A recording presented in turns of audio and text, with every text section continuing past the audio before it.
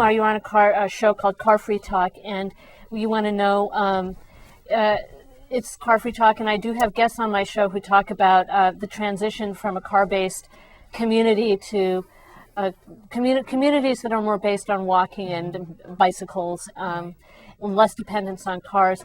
Now, what is your strategy in terms of global warming?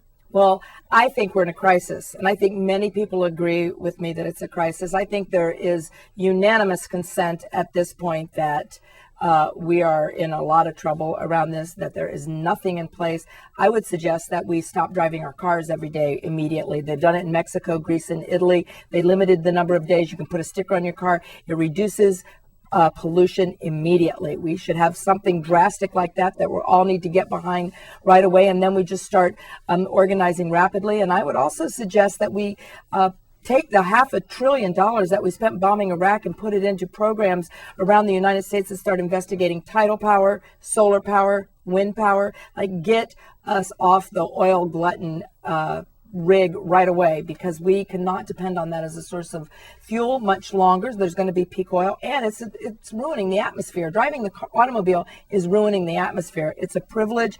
It is not a right. Yeah, and one of the things I always say is even if you go to supposedly green cars, and I don't know if there's such a thing as a green car, a car still permits the human species to be a non-native invasive species in so many parts of the world where we really shouldn't be. Right.